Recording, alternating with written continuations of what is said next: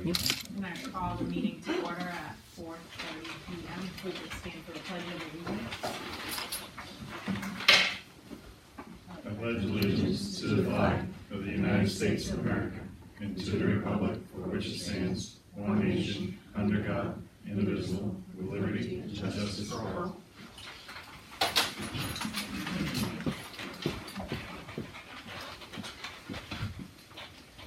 Do you have anything for public comment? All right, so we have the minutes for September 10th, regular and non-public. I make a motion to accept the minutes of the. I would like to amend the minutes, and it's only a clarification based on a change of date. On the third page, the Operations Committee is now October 15th, as opposed to the 9th. Is that correct way of doing it? At the time of that meeting, It was they were set for that okay. date. Yeah. All right. Good. That's it. I'll second it then. All those in favor? Now your voting should come up. I just, hang on 1 second, because somehow I just didn't get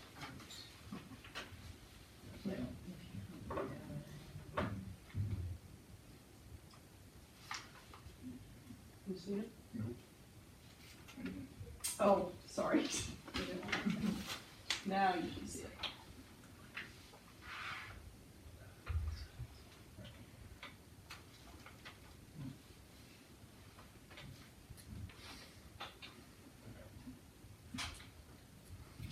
It's not showing me any meetings.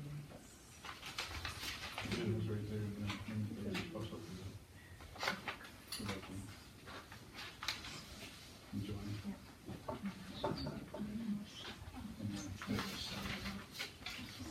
There we go. Oh, yeah?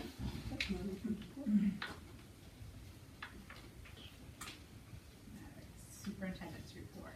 You have Oh, three. we got 3 things we gotta You have say. three Yes. separate minutes. Oh, yes. Non-public minutes. Make the motion to approve the non-public minutes. I'll second it. All those in favor?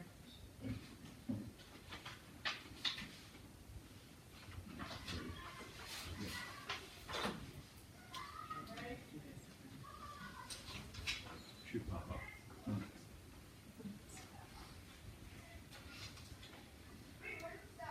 And just, so you guys are capturing Keith's comments. Yes. and Yes. yours, I heard. I'm marking him yes unless he says anything different. But since you seconded the motion, I figured you. Are you in, Jessica? Just close that one down. This one? Yeah.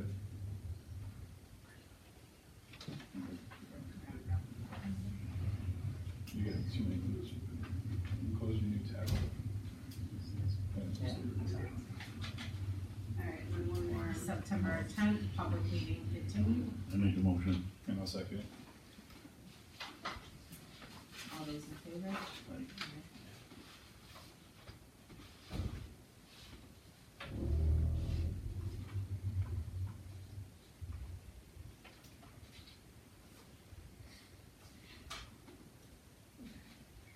Superintendent's report. Thank you. We had our second legislative forum on September the 20th.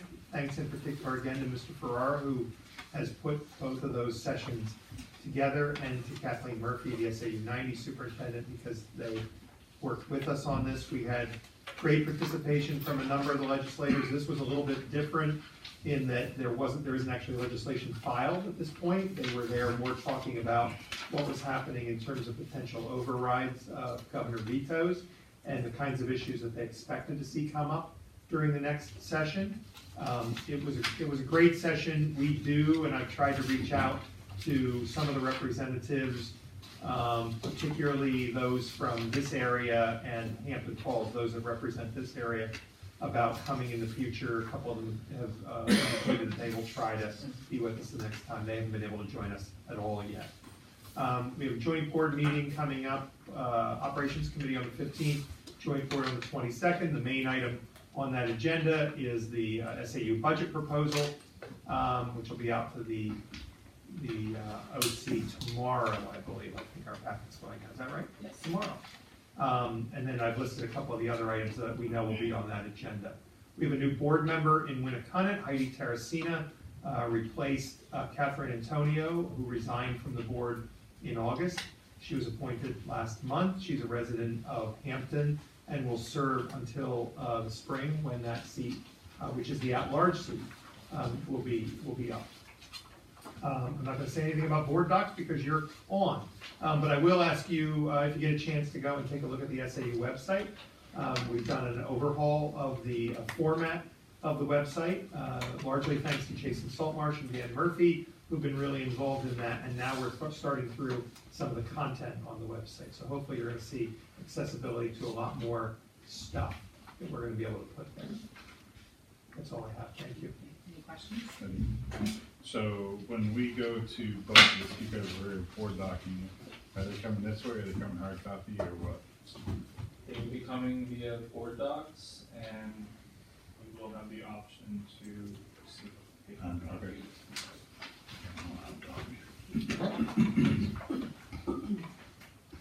Thank you. Thank you. Assistant Superintendent's report. Thank you. So for this month's report, what I did was I put in our professional development and early release plan for the year, just because I kind of wanted to set the table for everybody and make it public, kind of what we're doing with our time this year.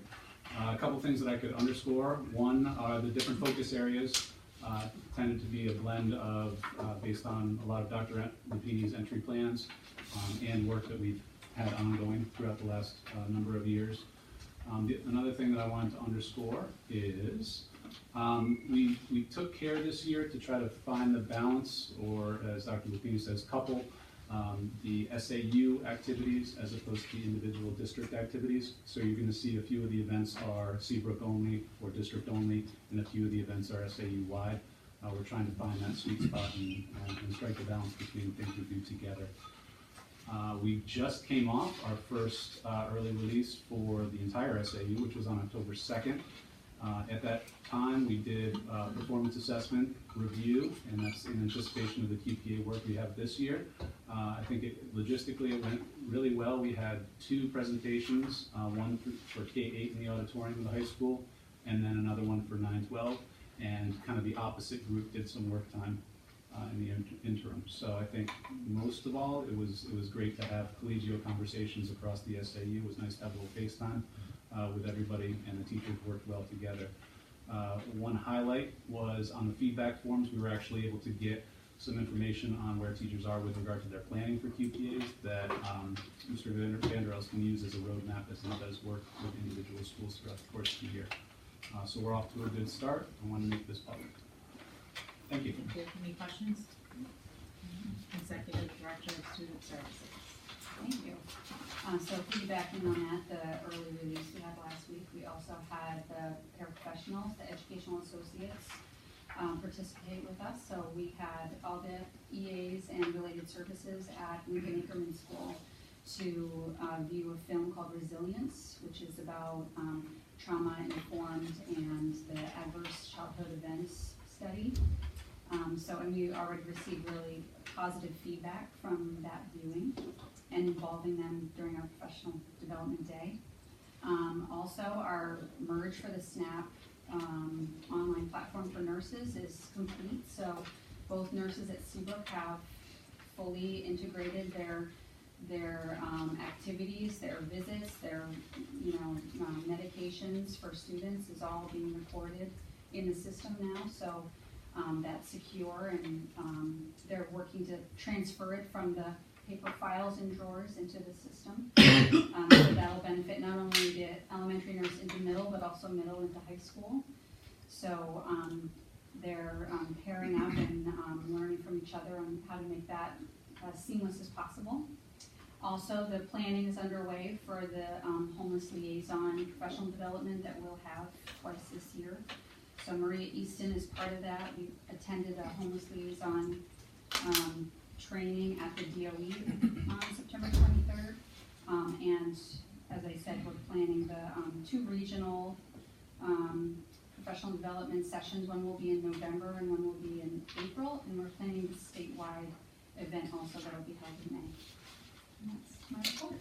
Thank you. Any questions? I'd like to thank Caroline for going to that drug intervention class. Senator Sherman's event. Yeah, that was myself and Yep.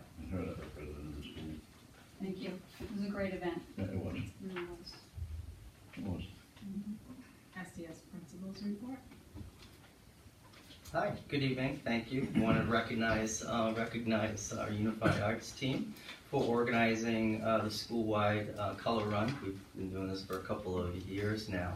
The color run is when the whole school gets together, an assembly that takes place outside. It's an opportunity for all of our students to build community, forge relationships with other students, first grade through fourth grade, and working on our first core value, which is kindness. So developing and fostering a culture of kindness within the school. So the color run was a huge success, and we're excited for more assemblies as the year progresses. Wanted to thank Cindy Faggy, assistant principal here, for helping organize the Walk to School event. The Walk to School event is an international event that occurs every year, the first Wednesday in October. The whole school participated. We had a huge fire ladder truck, and we had the police there. We had over 26 staff members from SES participate and walk from the Legion to the school. The walk took about 17 minutes, and the kids enjoyed themselves. There were some bikers there as well. Mark helped too. But he doesn't want to congratulate himself. Yeah, that would be weird. So we wanted to, there's some work put into it. We want to thank the police and fire department for sure, the American Legion for always hosting and being patient because, you know, you have 10 buses there waiting on that Wednesday morning. So another great event that gets both schools together and the community. I want to highlight a few events that's going to happen here in October as we move forward. C-STAR's after-school program began yesterday. We have a good core group of students who are working on reading and writing and some math interventions as well after school. And that started yesterday. Also wanted to recognize, let's see, we have progress reports coming up, so it's important for the community to know that progress reports will be sent home on the 16th, along with parent conferences that will take place on the 16th and 17th. And those conferences will take place from 3 to 6 on those 2 days. We're looking forward to seeing families come into the building for those days. Academic programs and updates, just letting you know, piggybacking on Dr. Hobbs and what he had mentioned with the PD early release day. It was a big success on the SES front. Stephanie and I were able to go to each group of our teachers. It's a good time for our teachers to get together, work as a team, and work on their current practice and work in regards to the QPAs. So there's some really good work streamlining their QPAs and reviewing the process and getting the wheels back into motion. Enrollment staying steady at 404 as you see. Professional development, we're looking forward to working with John Vanderals the next couple of months and moving forward and developing more QPAs throughout the school year. Community connections, I wanted to pass this around. This is called a boom board. If you can pass that down to the school board members. We have a boom board that we placed in outside by the main office, right across from Leanne's office. There's a board there, a cork board, that celebrates teachers and makes connections throughout the building. So kind of highlighting different things throughout the school, administration, teacher to teacher. It's a good way for staff to recognize what we're doing and congratulate, on the small victories that we, perform every day. So, as you can see, there are a few Post-its there. There's been a couple added since I took that picture. So, just wanted to let you know that boom board is in place and in motion. And lastly, community connections. Operation Warm and Seabrook firefighters are donating winter jackets to families. We received over 200 jackets last year. A very successful event for the upcoming winter, and we're taking forms, and they're sent out to families for this opportunity. So we're looking forward to getting those donations as well. And that concludes the SES report. Thank you. Thank you. Any Sure. questions? Mark, I have a question for you. Sure. Is this posted anyplace online as far as, so that the parents and kids can actually see this? Oh, we can definitely could put be it up on int- Facebook Well, or. it could be made interactive too, that could be updated at the. Oh, I see what you're saying, yeah. Yeah, I think it'd be great for the teachers, to be honest with you. Yeah, to hear from the community. Right. Yeah, definitely a consideration, for sure. Sure thing. Alright, what else do we have for it? Great, thank you. I always get to go second, so I get to repeat I know, myself. sorry. We were We were gonna arm wrestle for it. I know, but it was in board docs in order. We had to go in order. Thank you to Cindy and Mark for organizing Walk to School. It really is a great event and so much fun for the kids in the community, and it's really great to see how the community supports us. So it was a little bit touch and go with the weather. We weren't quite sure what it was going to do, but it ended up being perfect. So it's a great event, and it's a lot to put together, including visiting businesses and making sure they get everyone on board. So Cindy and Mark really do a lot of work. We appreciate that. Thank you.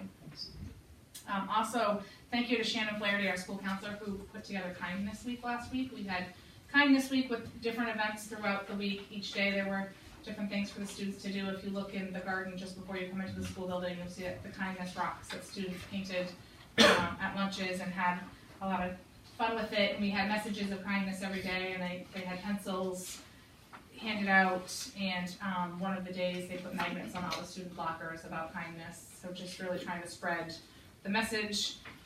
It was the first time we've done it, a Kindness Week, and it was well received, and I thought it went really well. So that was exciting for us, and I'm sure we'll continue to do it. And congratulations to Mrs. Dow's homeroom, who had the most acts of kindness turned in, and started their day yesterday with cider, donuts, and apple cider as a little treat. So that was fun.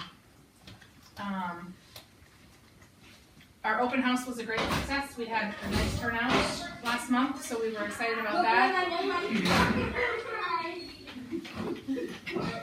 Our SAS after school program is up and running.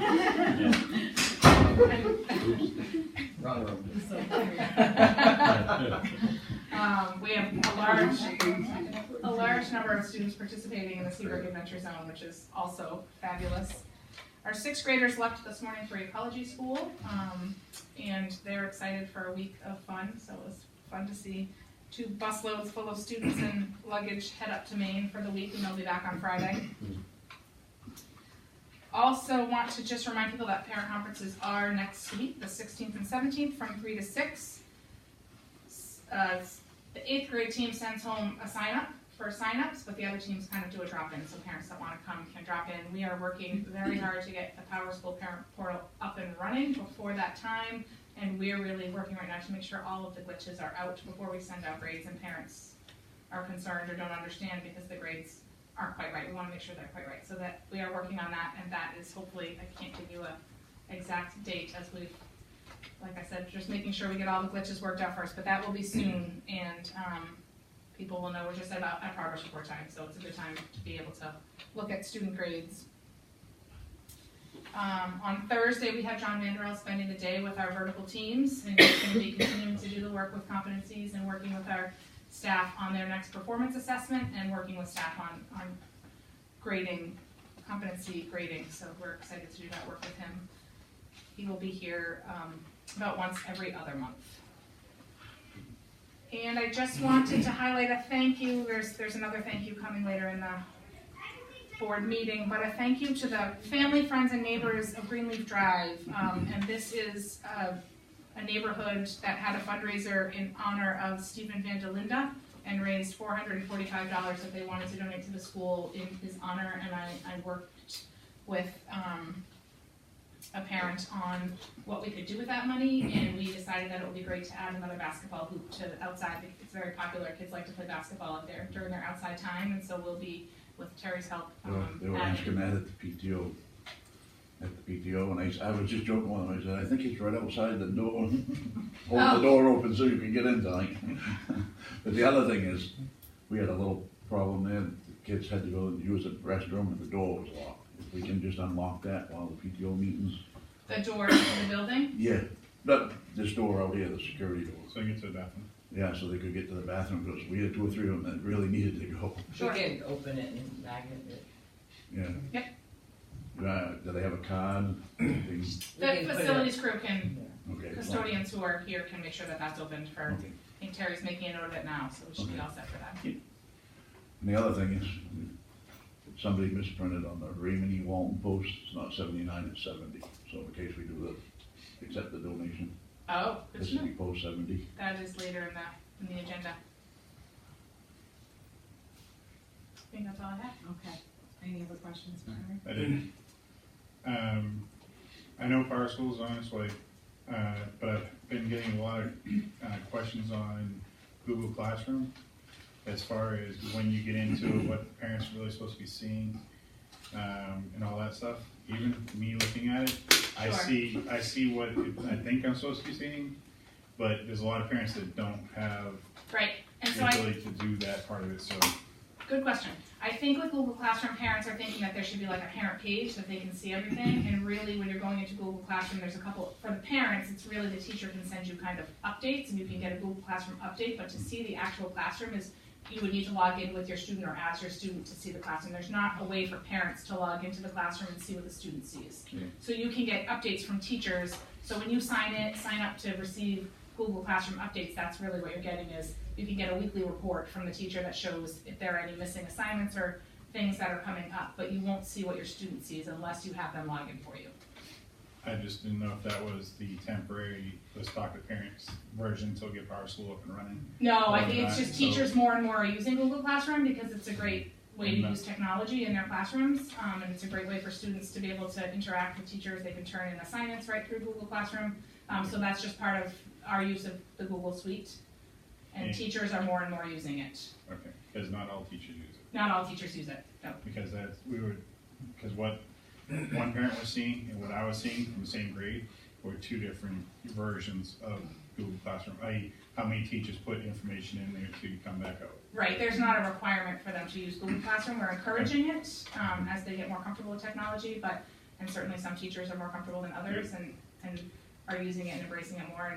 And definitely once we get the portal open and parents can see all of their students' grades, I think they'll feel a lot better. I know you will. I get it, totally get it. Thank you. Thank you. Director of Special Services report. Okay. 2 projects that we're working on. One is at the middle school. Our vertical team is working on a life skills component to our curriculum, looking at hands-on application of math and reading, whether it be cooking, measuring, building. So we're looking at materials right now. We're looking at the students that really need this. We're looking at how to fit it into the schedule so they're not missing their mainstream classes. The other project we're working on are the speech pathologists coming up with a formal rubric that will identify when do we provide some speech intervention for articulation. How long do we provide that for? What are the goals and objectives that need to be met? One thing that we've used right along is a little chart with parents that shows the normal development of speech, because we have parents coming in, my child can't say R, they must need speech. Well, if you look at the development chart, most children don't develop the R sound until this age. And so we have that for teachers and parents, so they understand that if your child can't say a certain sound, sometimes that's typical. That's normal development. We don't need to worry. So we're looking at developing a little packet that we can give to staff, we can give to parents. Just add some standardization to what we do and some transparency to what happens in speech. When do you need it? When do you not need it? When does it go into the special ed arena? Yes. So, I know we're doing a lot of rubrics changing, updating and all that stuff, but like with this one in particular, hasn't that already been pre-established by the special ed community that we can modify, or it's kind of standard throughout the community, or it isn't just specifically for Seabrook, or is it really, we're just trying to fine tune the Seabrook one? We're looking at fine tuning it, so we have packets of information. People digest better when they not only hear it, but they see it in writing, and something that they can refer to. So if they didn't quite catch something in a meeting, they can look at the packet and say, oh, okay, now I remember. Right. It's another piece of information to use with other people regarding children and their development. And I have a question. On your printout, the numbers regarding September, October, and also the enrollment by disability identification, why don't the numbers match? They should. First one's 78, second one's 82, the last one's 76. And is it because of months? Do you look at it one Okay. month and then change the next month? And what we look at is in September, these are how many children were identified. In October, we look at the numbers again. Some students were newly identified, some students moved into the district. At the middle school, one student left the district, moved to another district. So that's just a reflection of where we are with numbers as far as students that are in the special ed program. And the last column is taken a snapshot in September, October, because Just so you get a running tally of what are our numbers. Are we increasing? Are we decreasing? Are we holding the same? Just so you know what our numbers are. You know, let me see if I can be helpful. I think that that enrollment by disability identification adds up to your students at the elementary and middle school and does not include the other district. Is that correct? Right. Right, that so matches the Okay, thank you. 76. the 82. Yes, not the 82. Good. Okay? Thanks. And I can clarify that for next month and add the That's disability okay, it was just a out number of was missing, district and I just also. seemed to juggle between meetings. Okay, thanks. Facilities report? Good evening. Kind of straightforward this month, not a whole lot, but a few things that I'd like to make mention of is, we did get our Honeywell, didn't make it on the report, but we got our Honeywell, I believe this is the 9th year, from their energy retrofit program they did in 2010. And I'll take two statements from there. It says all units operating properly and no prime concerns noted at this time, which kind of makes me excited because it's been 9 years and we've kept up with that. And that's, you know, I give that credit to the, you know, maintenance department that I have and the crew that I have that keeps on any issue that comes our way and they take care of it right away. And the knowledge, you know, that they have in working on these systems. It's exciting. I think it's exciting to me as a town and a taxpayer because we save a lot of money when we do that type of work ourselves and take care of the motors and all that on that system. Also, I do like board docs.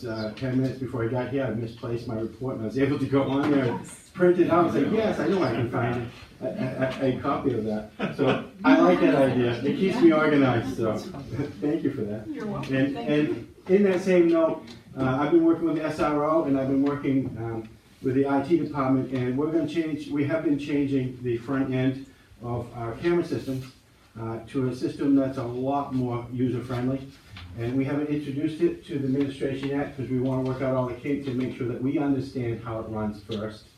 And I've designed a map for that so that when the SRO may talk to administration and say, hey, camera number 5, it's actually, everybody's looking at the same camera, and it's all in order on the system. Now, the old system was kind of clunky. I think all administrations people that are here today would kind of agree with that, and a little bit confusing. So we've straightened some of the naming out, worked with SRO to do that. I worked some of the IT issues out with Dan Hoy that we needed, and we're almost ready to release this. I'm excited about it because everything, I love order. I think it's, you know, how I do things. I like to see everything compartmentalized, and it's really orderly.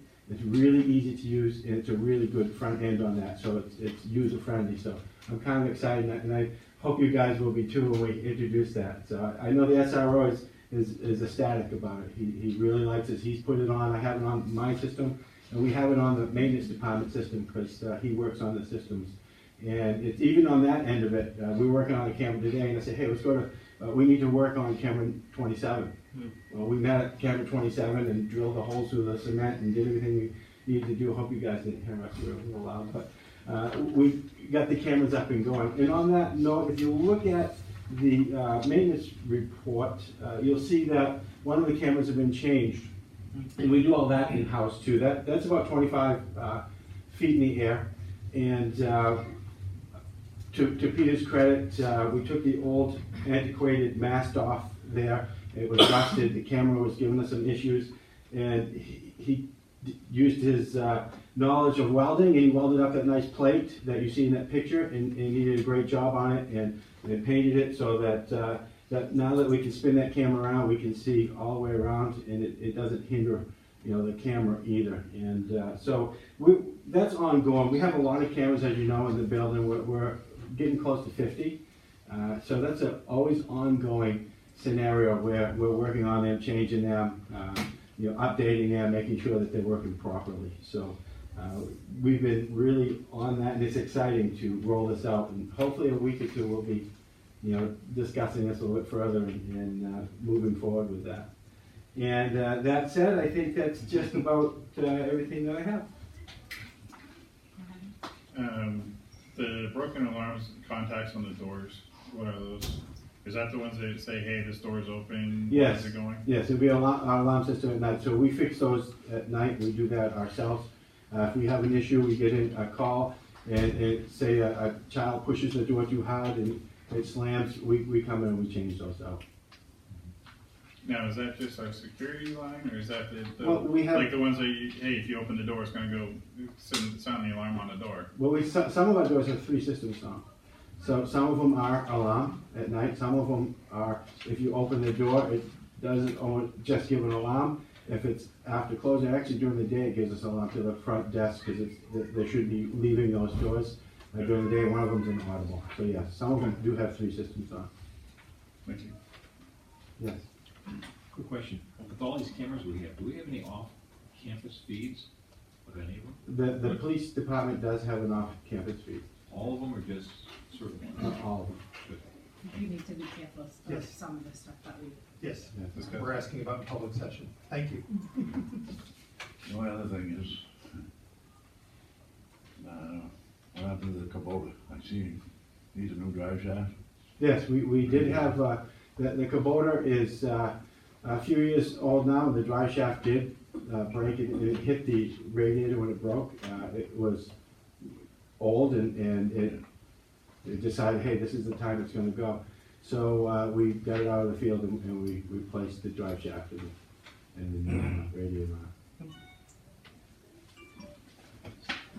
Any more questions for Terry? Thank you, Terry. Thank you.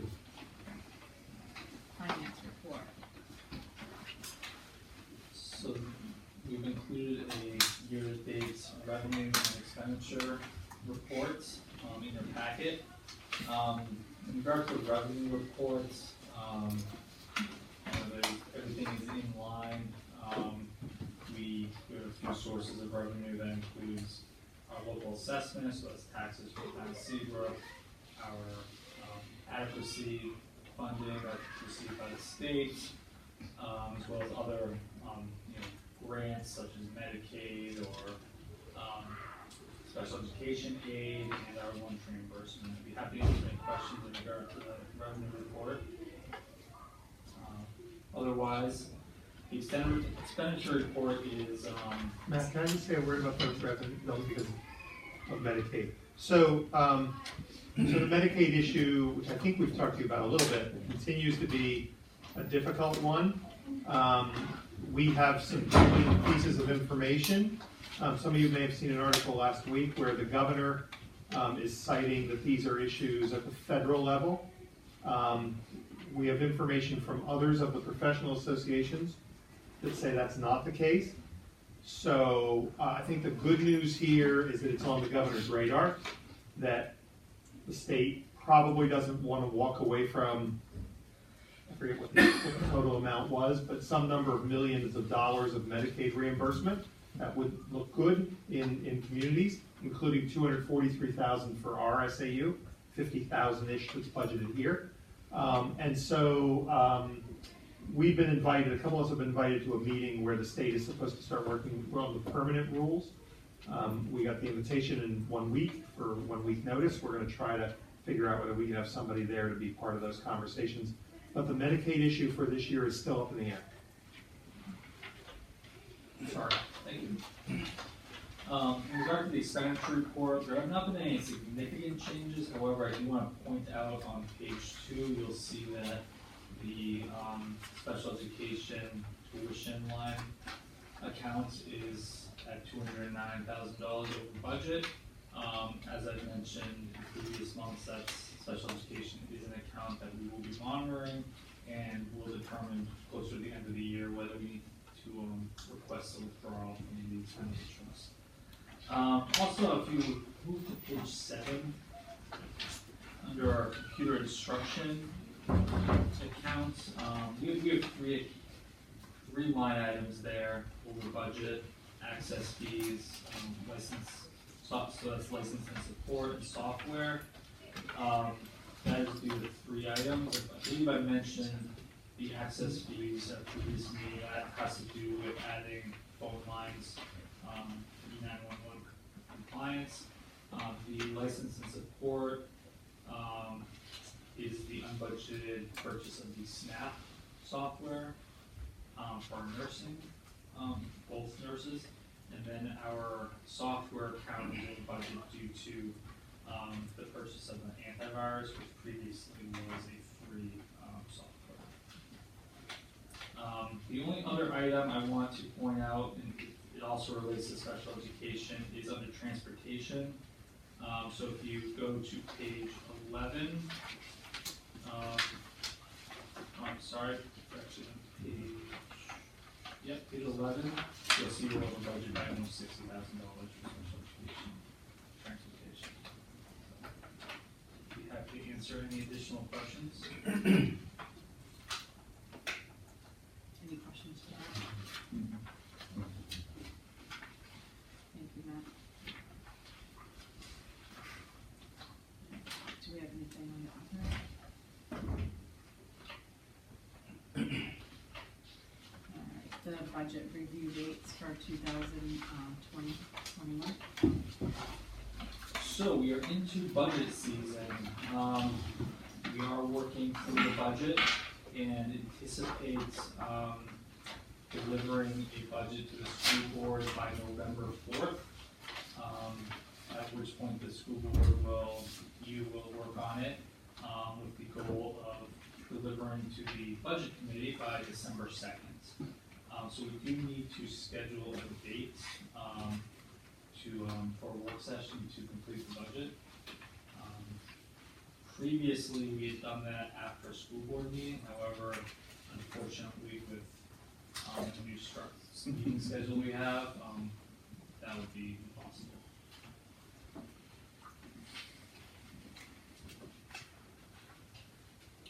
Has the December 2nd thing been given to the town's budget yet?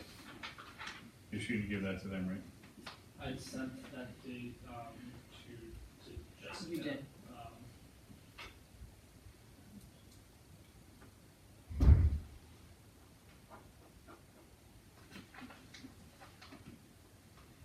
So what are we looking at? Like, I don't know what you guys' schedule is like.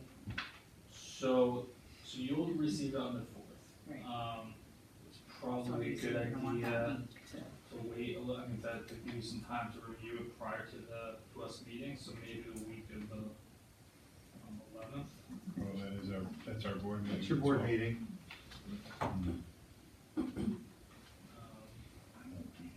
And Matt, we have negotiations and Winnicott already. So maybe the week of the 18th.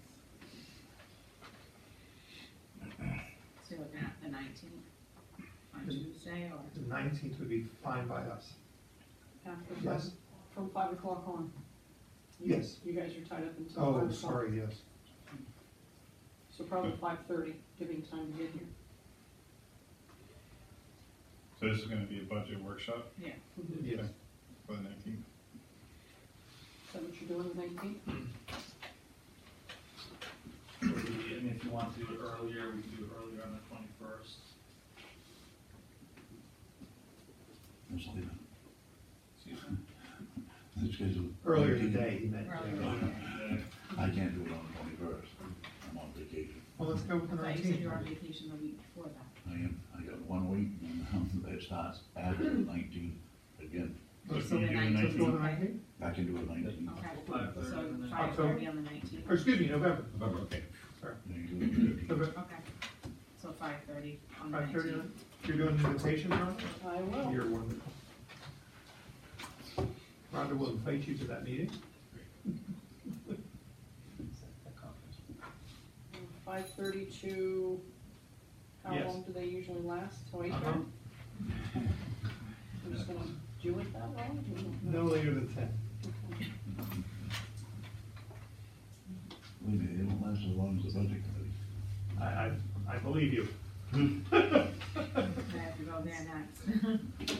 Tonight? Yes. Oh, And they're held here? conference Yes. room, middle school conference room. Okay, so everybody's good with that. Great. Thank you. See, statewide assessment system data review. All right, we've given you a lot to look at tonight. So I'll just kind of set the table for the SAS review. This was one assessment given in spring of 2019, last spring. What I provided for you is the data in a few different ways. I want to make sure you were aware of it. The first kind of way we've looked at it is through the overview document. That's the first one that you see on your list. On that, you basically see where Seabrook, how many students took the test at varying grade levels, and where they ended up in terms of percent proficient. We broke that down across the comparison with the state as you kind of scroll down lower on that document, so you see where the proficiency levels are compared with the state. I think the more exciting area to look at is as you start looking at the data disaggregated by grade. So as you know, the SAS is given in ELA from grade 3 to 8, and then in math from 3 to 8. In science, it's only grade 5 and 8, which are the benchmark years, right? So, for example, if you open up grade 3 ELA, you're actually able to see students' performance broken down across Common Core standards. For me and for us, I think this is a vehicle for professional development moving forward. We can take a look at where we're strong, where we need to look at some reteaching, and frame our professional development in a way that makes sense for our success. The other document that I wanted to make sure that you guys had a chance to see is and I'll let Lauren speak to this one, it's the last one, School Board NWEA. Now, as opposed to measuring student growth against a benchmark, the NWA looks at student growth throughout the course of the school year, and we want to make sure that you guys saw that as well. Lauren can speak to how they administer. So the NEWA is something that Seabrook's used historically to track student progress across not just 1 year, but it can show longitudinal growth for students as well. What I did is just look at last year from September to the spring, and looking just at student growth as it matches the projected growth that we would want a student to reach, that normed annual growth, and put together these visuals for you to take a look at.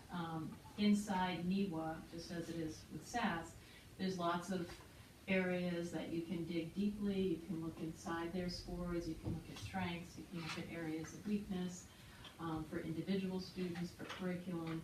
So there's lots and lots of ways that NEWA can be utilized. You're seeing a very small window of what we can actually gather from NEWA, but this was the question that was asked. You know, how do our students do as far as their individual growth and compared to a normed growth, and this is where they fall.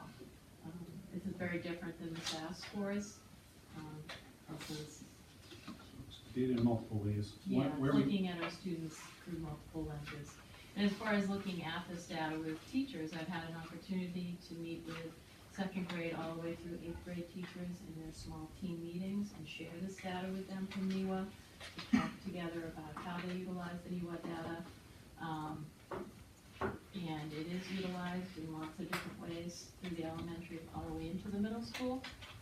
But we've looked at, even talked more about programming and individualized professional development, targeting areas that we can see already together in our vertical teams and in our grade level meetings. So I've had a chance to do that with all of the grades prior to tonight. In the future, would it be possible, like the first PDF and the last PDF, that's something that we typically would like to let the public have knowledge of, and we would do like a PowerPoint on the screen, so that, Sure. yeah, I don't think you need to get into every single grade, but just in the overview Yes, would be wonderful. and David, you might want to talk about what you're doing at Northampton, which you can certainly do here in terms of posting on We websites, typically et like to cetera. have some sort of. So, yeah, that's exactly what we did on the SAU website. You're able to, like an accordion, you're able to unpack some of this information. Parents are able to access it and unpack it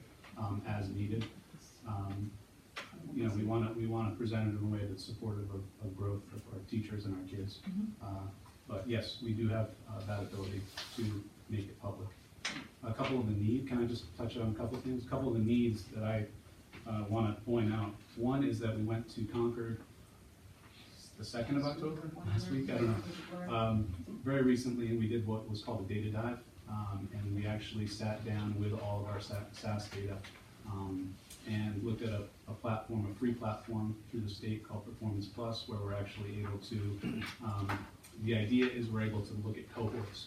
So for example, track a group of kids all the way from 3rd grade to 8th grade and get that growth year to year.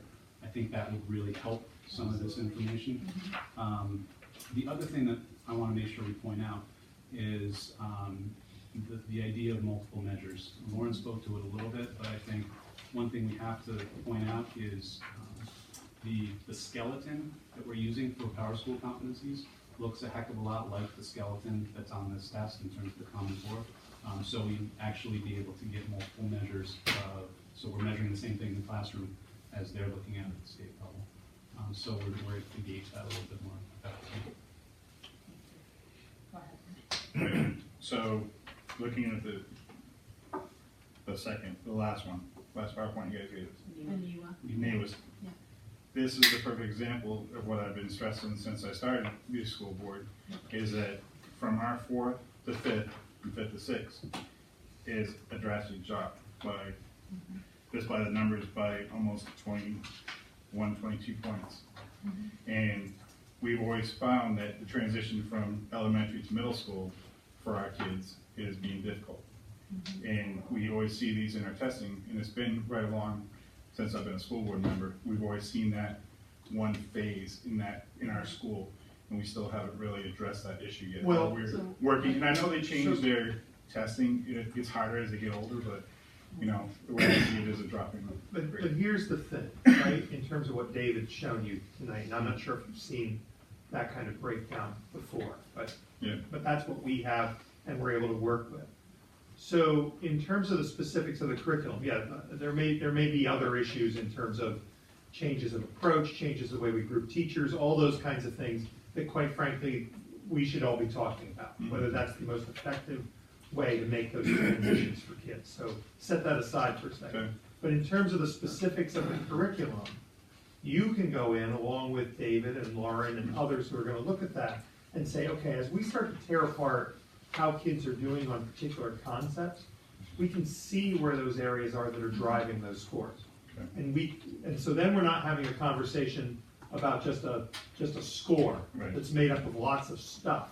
We're having a conversation about specific concepts, where we're teaching them, where we aren't teaching them, how we're teaching them, and whether that's being effective over time or not. Right. And those are much more productive conversations for teachers. You wanted to say something to this as well. Right, and I'll just kind of touch on this similarly, is that in talking with teachers and sharing these results with them, they're very eager to look more deeply at the curriculum and at areas of strength and weakness. And we started that in those smaller groups so far. And we've also created, just today firmed up a transition meeting between 4th grade and 5th grade in terms of math curriculums. We just got that on our calendar today. So these are things that do create conversations, but they also create the action that comes with it. And you know, there's plenty of things that we can do and we will do, and we have the structures in place to do it. That's the good news, is that we have across both buildings, so I'm, you know, able to have those conversations that are longitudinal from 7 to 8 and really bridge those, you know, connect teachers together, connect curriculum together, and started to do that. So I think that it's a positive vehicle for reflection and then, you know, and then action. And like I said, I know this is just a snapshot from when you look at these things, but when you start seeing the bar graph and it has that big drop in, but I also understand when you take a look at the kids that leave 4th and come back in 5th over that summer, it's like they just have a brain dump somewhere along that line, you know? And we do see that, especially in our testing and in, just even in the characteristics of the kids when they're just walking through the school. So, I mean, it is a big change going from the elementary to the middle school. We transition because we do a step-up day, or I forgot what you guys call it. I know there's one step-up because we go to the high school, but another one to bring them into the, from 4th to 5th and that. We call it step up. Yeah. Okay, but, you know, is that transition of the kids in their age, how they're coming, you know, socially, how it, and it all plays into all these scores that we deal with, and knowing the fact that every time we look at this, we keep having the same question, you know, and you guys being able to dig into these things, because we don't get involved with that part of it, but just making sure we're stressing that, hey, we're still seeing the same thing over, you know, many years, so, you know, make sure we're still digging. Right, no, thank you for bringing that up. Could you just report back to us every so often to let us know, like, you know, what's being done to try to, you know, gap that bridge, and Absolutely. that'd be great. Well, and having Lauren's position, and one of the reasons we advocate Yeah. for it, will help us with that consistency and really Absolutely, help us yes. dig in and do the things that we just haven't been able to do as well. And we're really excited to have her be able to help us with that work, and she's already well on her way. Yeah, it sounds like you're already making hit the ground running, so it's been awesome. And it's not because people weren't willing. I think it's just having that time The together tools, yeah. and the tools and the vehicle that bridges across the buildings. And I know we're gonna see results. Yeah, because I think for us that gap and then the gap from, you know, 8th to when I come in. Yeah, that's good. Yeah, those are, and that's Yeah. another transition You know. that we can work on as well. I appreciate, yeah, that. Yeah, for Awesome. sure. Thank you. So I got one last question. Sure, please. So, is it possible to see a screenshot of this that shows like the 8th to high school? You know, do the middle school to high school, so we can see what our drop is between, or is it just too far out? So no. Okay. I wanted to ask you guys, I mean, I just wanted to know because, you know, we take a look at our tests from, you know, all the way from 1st to 8th, right, well, 2nd to 8th. And the high school doesn't do Right, this. we don't have this test at the high school. What we have is the PSAT and the SAT, which measures similar indicators, but not the same indicators. Okay. So we could give an echo of how they're performing for sure, Yeah. but it wouldn't be apples to apples, and I'd want to make sure I say that up front. Yeah, absolutely. But It's just nice to know if they're doing well or if there's something that we need to brush up on. Yeah. Yeah, we can do that. I mean, we can do that. Thank you. And it is, you know, because we are concerned every time we do a big transition, and that one's even bigger because we actually have a couple days where they go, you know, up to the high school. They're doing a change in schools altogether. No teachers, none of that. The people that have known them for the last 8 years. So then they move over. Now you got, you know, new teachers, new kids because other districts are there with them and all that stuff. And if that social emotional thing that is affecting them and getting good grades or stuff like that, and just make sure we're looking out for that. So I would go out on a limb and say that there are gonna be things that will come to you that you can do, that we'll recommend that you can do. And they're gonna come out of, you're right, those analyses of those kind of scores. And they're also gonna come out of things like David's been talking to you the last couple of months about a math program review, right? Where we're taking a look at what we do across all of our districts, K through 12 in math, and what's driving achievement, or where we have certain things that we might want to put in place for kids. So yes, you'll have a couple of sources of those kind of recommendations in the coming month. It's nice to know how our kids are doing. Yes. As compared to kids from other schools in our district. Absolutely, You know, we wanna absolutely, make and sure we're that very our kids are concerned as and prepared. interested in that as well. Yeah. Yes, 100%. Thank you. Now, dumb question. Mhm. There's no No, question. there's no one. Yeah. in this particular chart, you're going from one building to another. Is it as affected with a school that has a K through 8 in one single school? So let me try a piece of that. If other people want to jump in, please do. I think it's less that, quite frankly, than it is. And Aaron and I've had these conversations with Stephanie a couple times about how do we think about, for example, how we organize 3rd grade, 4th grade, 5th grade, 6th grade, right? So I know 5th grade over some period of time has bounced back and forth in terms of an organizational structure. One time I think they had 2-person teams, there are 4-person teams. The way you think about those things can have an influence on transitions, right? And so I think the way we do 4th grade, the way we do 5th grade is a big conversation, because quite frankly, it should be a transition to a more middle level approach of a 4-person team that you get to at 7th and 8th, at 6th, 7th, and 8th grade, right? So I think it's less they're in artificially one building and coming artificially to another, which means walking down the hall, than it is how do we approach those grades. And I think starting to look, taking a deeper look at not just the curriculum in 4th and 5th, but also instructional practices, methodology, that the 4th grade, 5th grade can start to blend so that students, when they transition from 4th to 5th, they're hearing the same language, they're feeling some of the same routines, and there is some of that already started to happen with the responsive classroom. So in elementary, for instance, they have a morning meeting, which is from the responsive classroom, and now in the middle school, there's the RAM block, which is also the responsive classroom. So that was a step this year. I think if we're more cognizant of just ways that we can keep language similar and experiences feeling just more cohesive from the 4th to 5th, I think that'll help the students also. We just have to make those things, kind of visible, and certainly, that's one of the goals that I have, and we'll keep you updated on those 4th, 5th conversations that are going to start happening next week.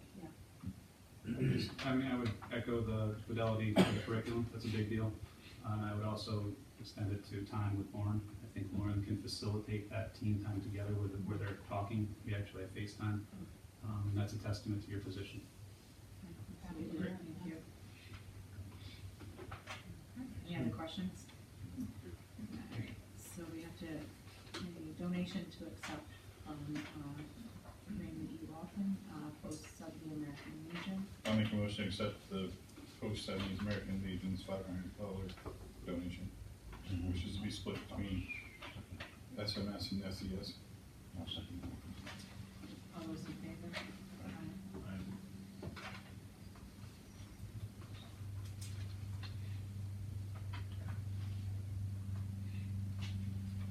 Award for special education Chromebooks. So the bid process has concluded for the proposed Chromebook purchase for the special education department. Bids were sent.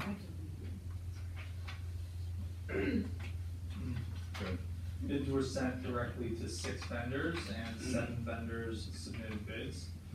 The administration is recommending award bid to Access Business Solutions in the amount of $11,471, which represents 40 Chromebooks.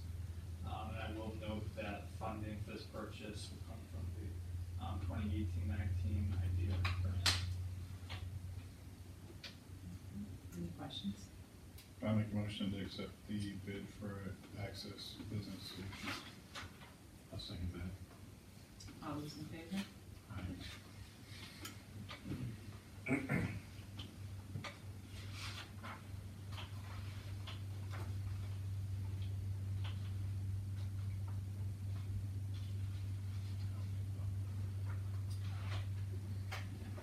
Preliminary audit results.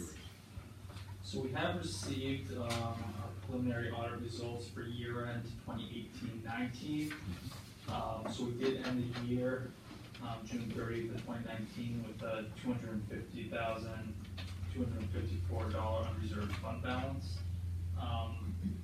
And this will be returned to the town to offset assessment. Of that $250,000, there are really 2 primary contributors.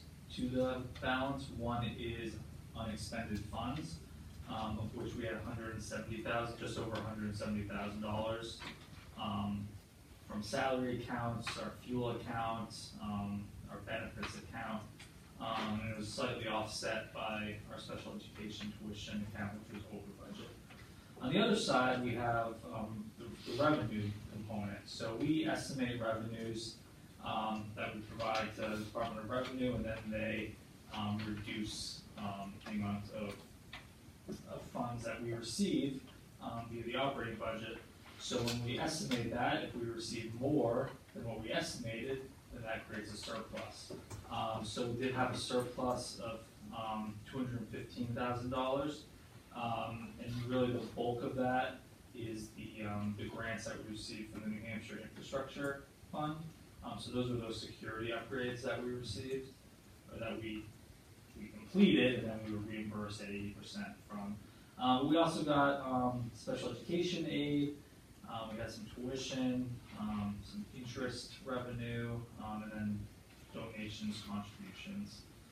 I will note that if you add those two numbers together, it does not equal the unreserved fund balance. That is because that $250,000 is after we funded our expendable trusts.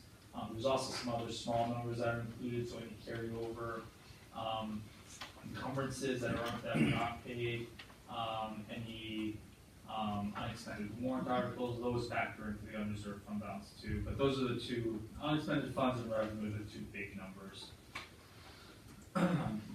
So speaking of expendable trusts, we do have two set up here at Seabrook. One is special education.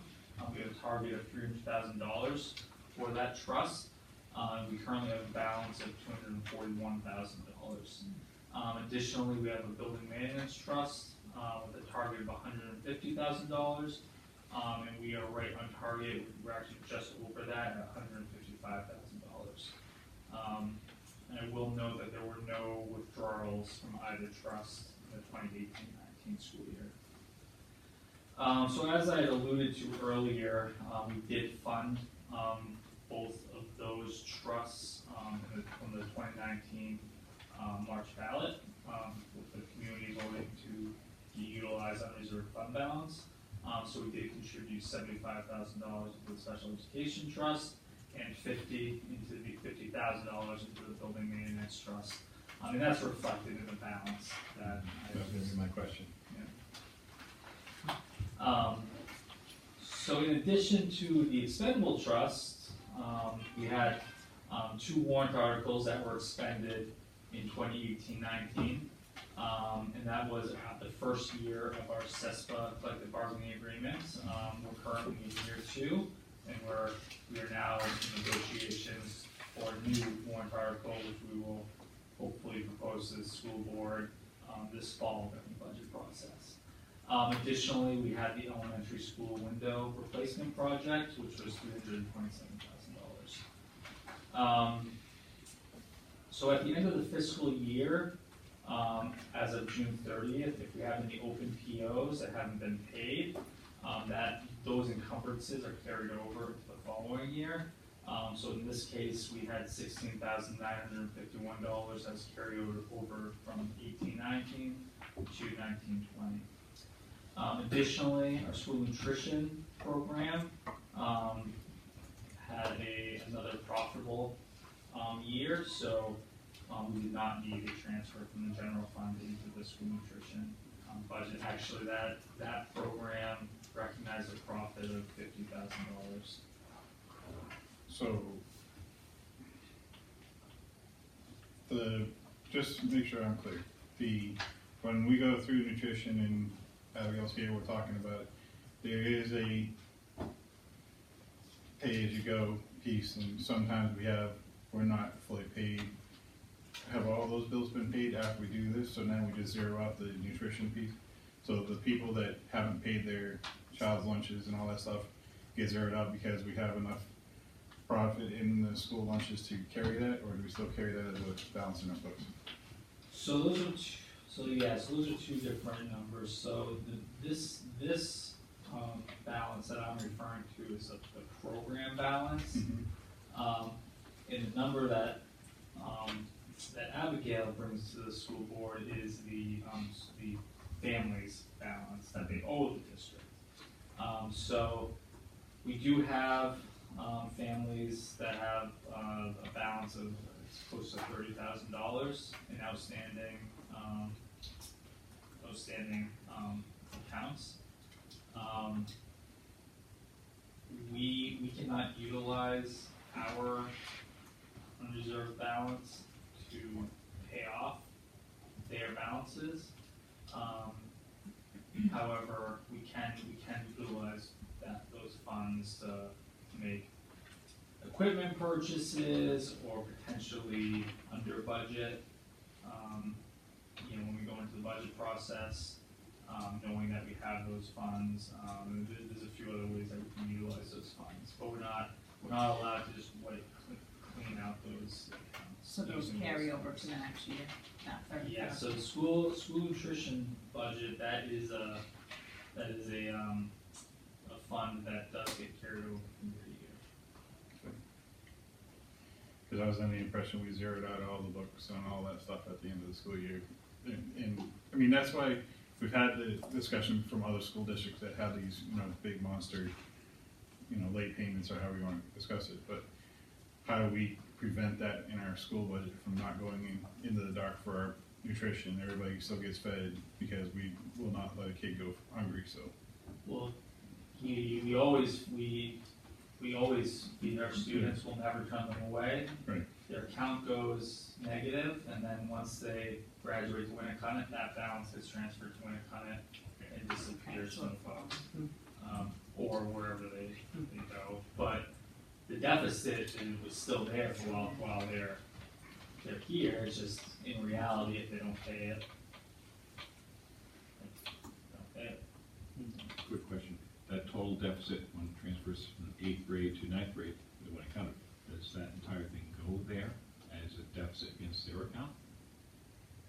Yes. So okay. That's nice of me. But it doesn't affect the operating budget. That's purely the student's account.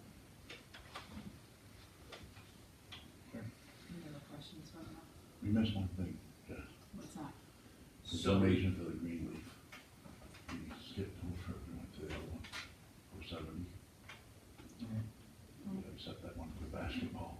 No, that was under 500, so that was just part of my report as a thank you. It doesn't require a vote. And there actually are two audit control recommendations.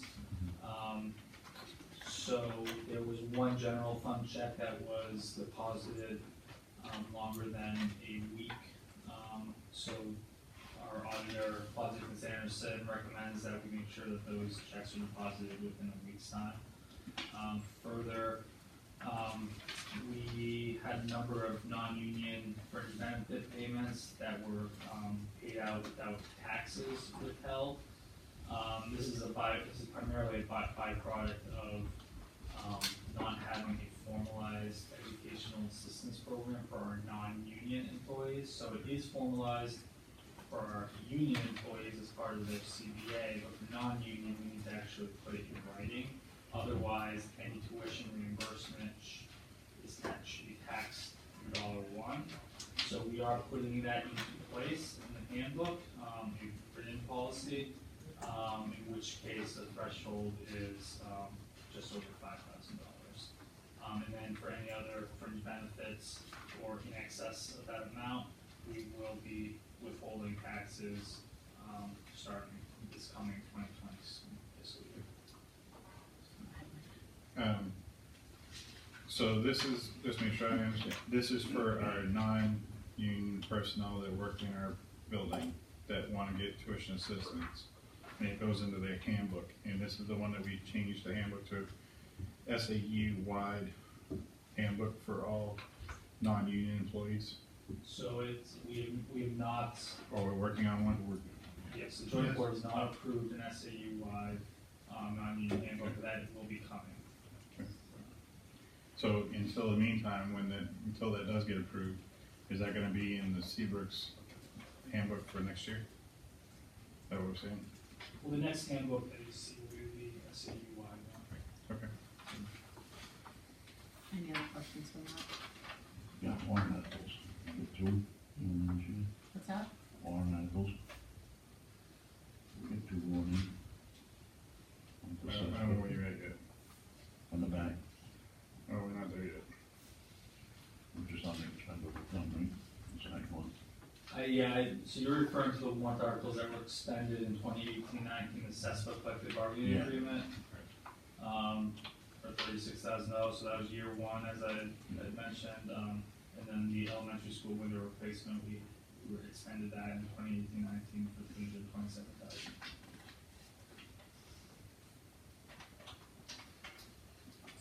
All right. Continuing business. Next meeting dates, Operations Committee meeting, Tuesday, October 15th at 5:30. SAU 21 Joint Board meeting, Tuesday, October 22nd at 6:30. SAU 21 Joint Board Policy Committee, Tuesday, October 29th at 4:30. SAU Joint Board Public Hearing and Meeting, Tuesday, November 5th at 6 p.m. Seabrook Joint Board Meeting, Tuesday, November 12th at 4:30 p.m. Do we have any comments? The joint board public hearing, that's on the SAU budget? That's the SAU budget, Okay. yes. Just make sure I keep my. Do we have anything for non-public? We do not this evening. Looking for a motion to adjourn? Motion to adjourn. One second. All those in favor?